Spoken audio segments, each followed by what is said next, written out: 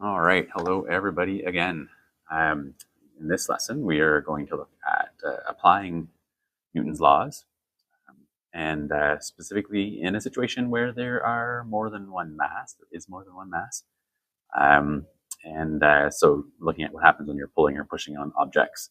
This is your assignment question to do with it. You're pushing on this block. And the question is, what's the asking what the acceleration of the blocks is, and so on, and what the contact force is between them. Okay, so we'll look at questions like that. So pushing or pulling doesn't matter. Okay, so I did pulling versions in this lesson. So we have this two mass system where we have a 10 kilogram block with a 70 kilogram block tied to it, and we're pulling at 40 newtons, no friction in these situations for now.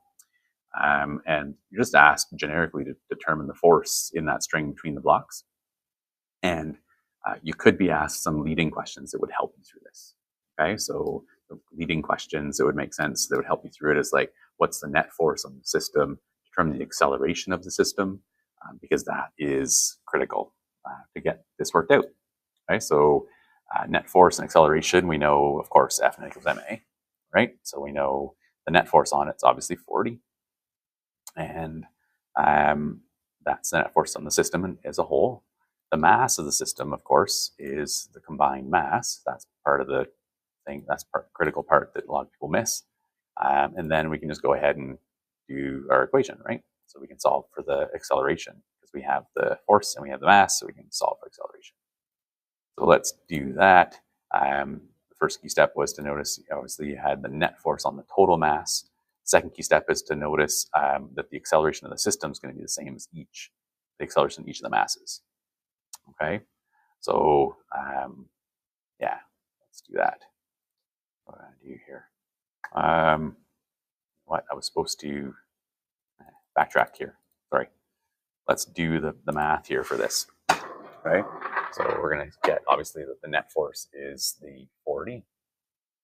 So let's do F net equals the 40 newtons. And in B, let's actually get the acceleration of the system, right? So F net equals ma. And so we have the 40 equals the total mass of 80. So 70 plus the 10, just to be really clear as to what we're doing. And so we got the 40 and we have the 80, and we're going to divide both sides by 80.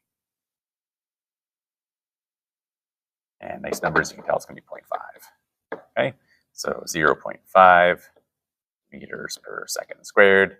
Therefore, blah, blah, blah, mass. The acceleration of the system as a whole is 0.5. All right, I got ahead of myself here.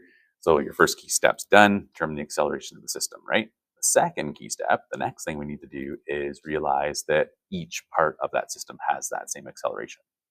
All right, so if you're looking at the whole system is accelerating at 0.5 meters per second squared, then that means that this one's accelerating at 0.5 meters per second squared, and this one's accelerating at 0.5 meters per second squared. And I should have had the same size arrow up here, so I'll redo that.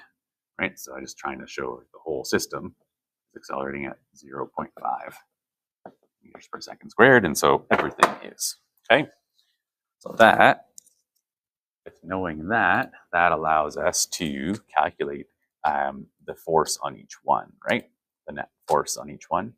So if we're looking at the net force on 70, well, we know that we have an acceleration.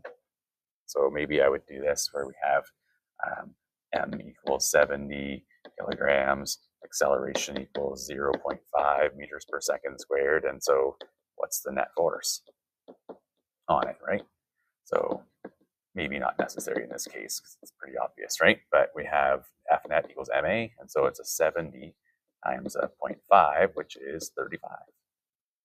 So 35 Newton net force on that thing. And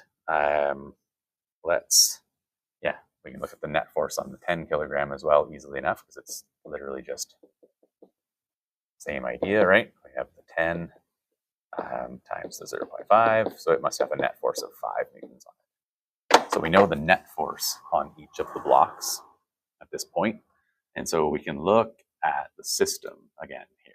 So let's get a picture of the system handy for this.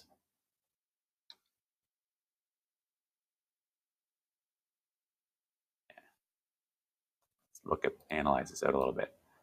So the thing to realize here is when you're looking at, say, the net force on the 70, right? We know there's a net force on this of 70, or 35, sorry, 35 newtons on the 70 kilogram block, that is, right? The only force on it is this, right? And so you can analyze that out saying, okay, that means that the force of the 10 kilogram block on the 70 kilogram block must be that 35 newtons. Okay? And my next slide is going to talk about how we can look at that as like an action force, the force of the 10 on the 70. And then there's going to be a reaction force of the 70 on the 10. Okay? So that's going to be part of the next step for figuring everything out in comparison to each other, I should say. So analyze net force for each mass, being careful to include all the forces that are on each. Don't forget about those third law reaction forces, right? So we've got the force of the 10 on the 70, which we said here is the 35. And then we have the force of the 70 on the 10. Recognizing those exist and labeling them might be a good first step, really. We know that this is equal to 35 newtons, and so is this one. Now we can talk about how it's negative and so on, right? But this one's 35 also, right? So this one was the one that was forward, and then this one's the one that's backwards, rather than negatives, right? Equal and opposite. Just saying the directions for the opposite idea. And then we can solve for missing forces along the way. There aren't really any forces missing on this one, I suppose, but because I already did the work here is why I'm kind of out of sequence. I apologize. But the work here, if you're looking at the net force on the 70, really the net force is, the sum of all the forces. Well, there's just the applied force of the, back to the picture here, the 10 on the 70, right? So force of the 10 on the 70 is only one.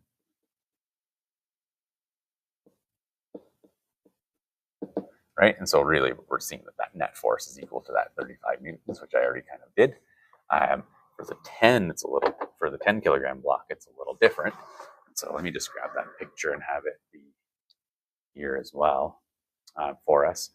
So you can see in the 10 kilogram, it's going to have more than one force on it. So it's just going to be kind of nice to see that this all works out. And so it has more than one force on it. It has the applied force, and it has the force of the 70 on the 10. That says 70 on the 10. And so we have the net force on it. Well, what do we have? We have the applied force of the 40. We have the 70 on the 10, which we know is that negative 35, backwards, right? And then the net force we're going to figure out, okay? So we didn't actually know the net force on the 10 kilogram block. Wasn't something was not obvious. It's not something we know. And so you look now and you see, okay, 40 take away 35, you can tell it's actually a 5 Newton net force. And then the other thing we can do, I just see if I have this. Yeah, no, I didn't ask it specifically. Once you have that net force on there, another step would be to confirm the acceleration.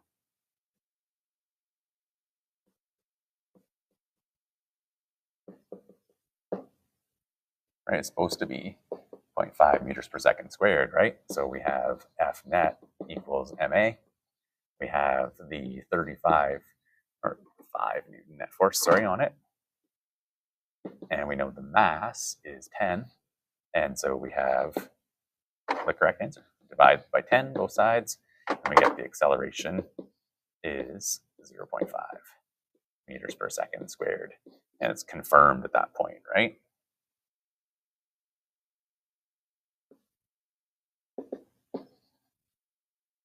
So just to recap through how we did this, we looked at the net force on the system, found out the system's acceleration is 0.5.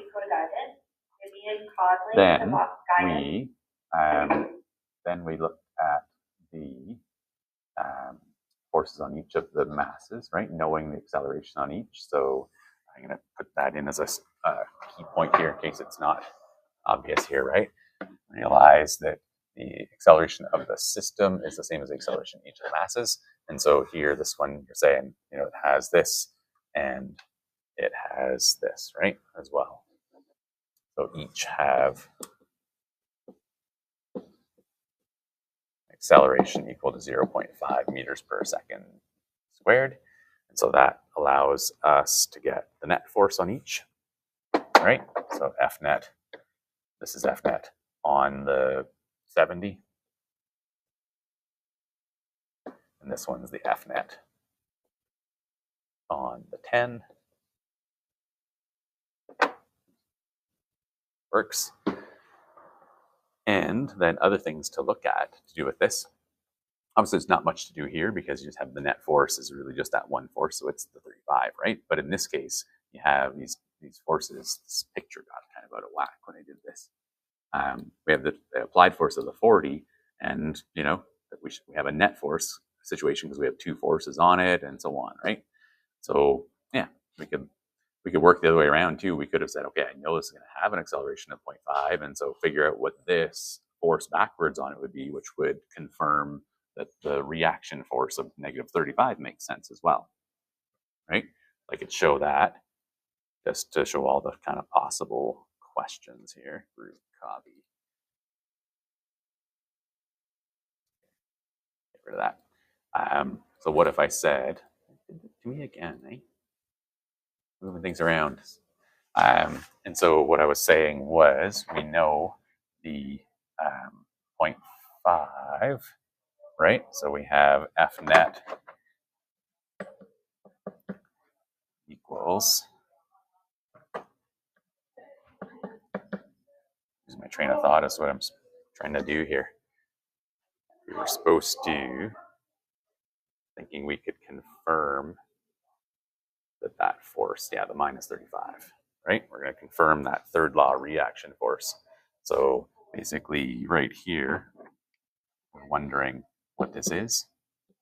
So F of the 70 on the 10, and see if that really is what it's supposed to be, right? And so we have the force of the 70 on the 10. In the net force stuff, we have the applied force, of course, and we have this force of the 70 on the 10. So that's supposed to say force of 70 on 10.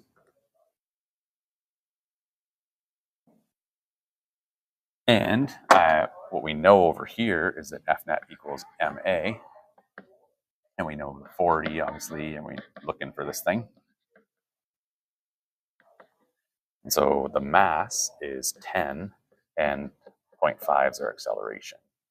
Okay, so using this fact right there, knowing the acceleration.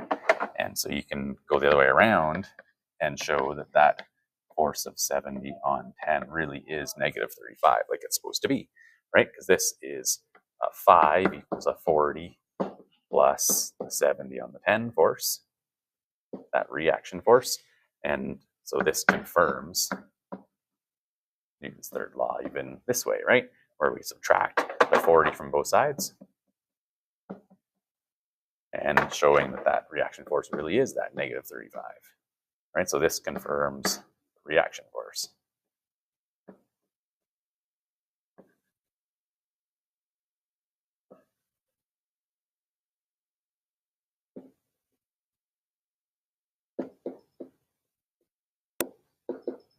So yeah, depending on how you go about the question, which sequence you use.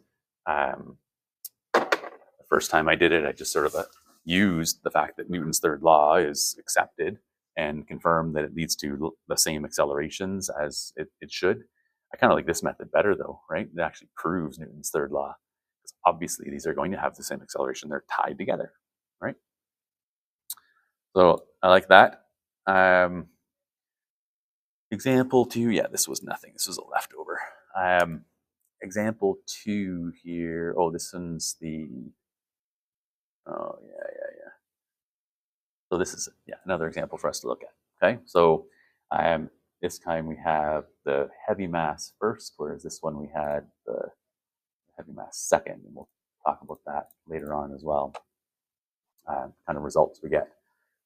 So here we're pulling on this system with 50 newtons. So again, we're going to determine the acceleration of the system, realize the acceleration of each part of the system is going to be that same value, determine the net force on the 5 kilogram block.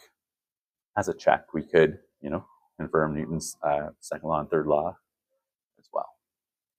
So we'll just see that worked out again here, right? So we've got a net force on this thing of just that one force, the force of the 20 on the 5. So F net equals ma, of course.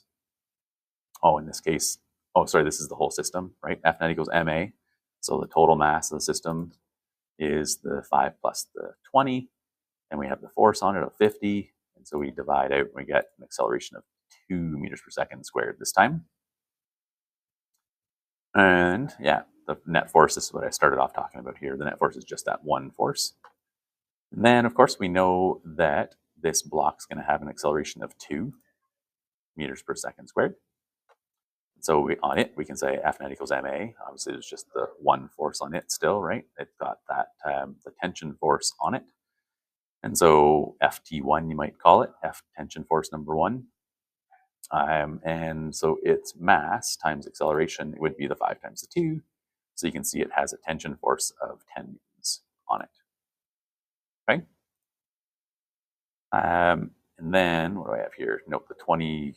Yeah, this part here about, if I look at this situation, the force between the blocks ended up being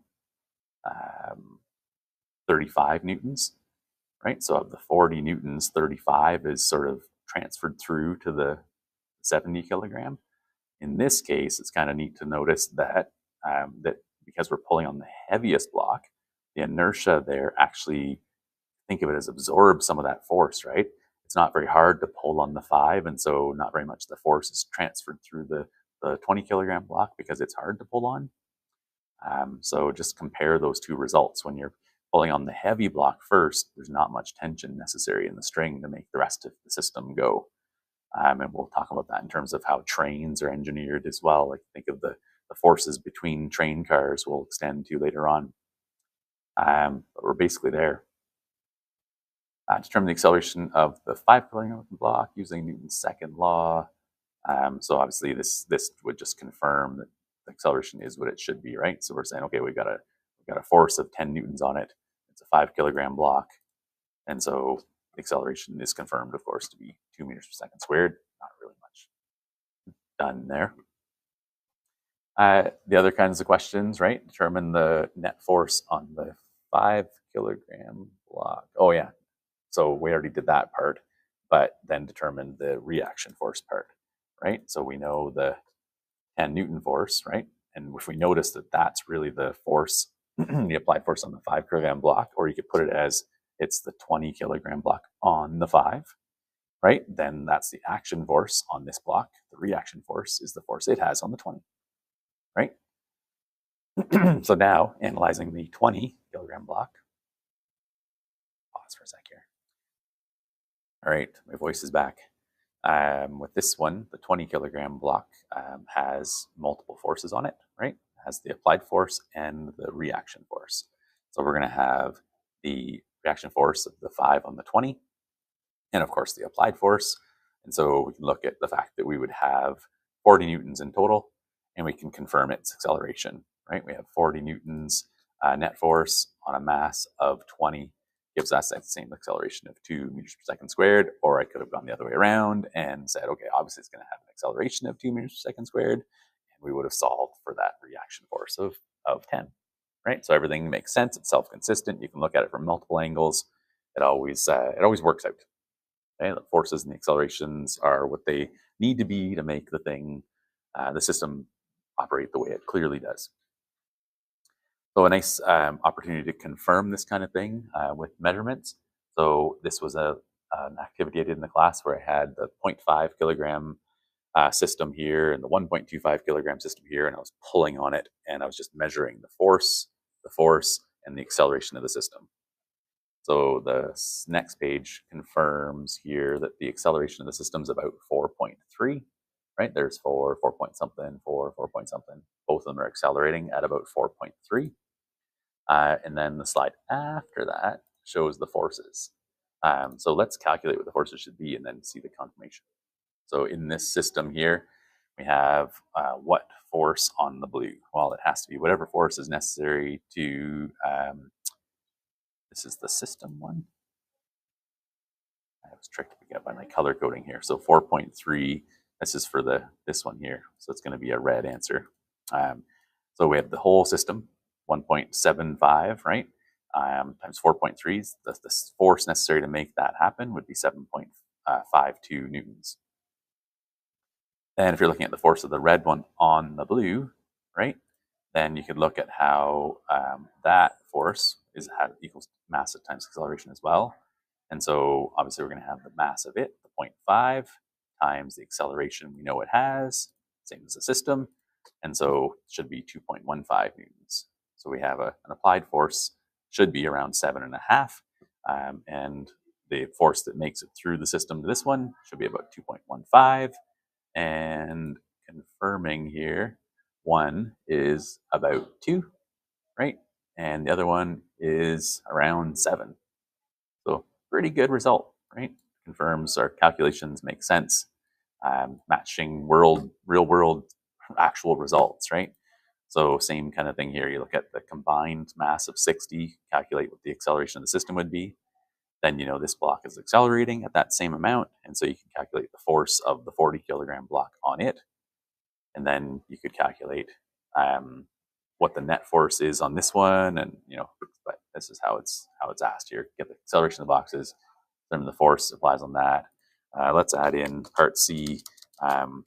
Determine the force of the 20 kilogram block on the 40 kilogram block.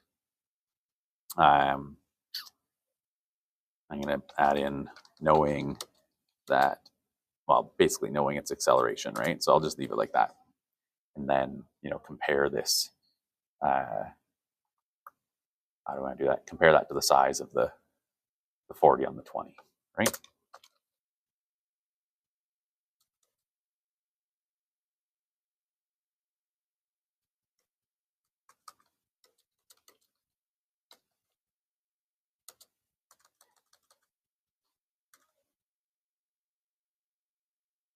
Force of the 40 kilogram on the 20 kilogram. And, refer to Newton's laws. So that's the way I did the second thing that I did with that first question, I should say. Okay, so determine the force of the 20 back on the 40 based on analyzing the acceleration, right? So by analyzing the 40 kilogram mass and the known acceleration.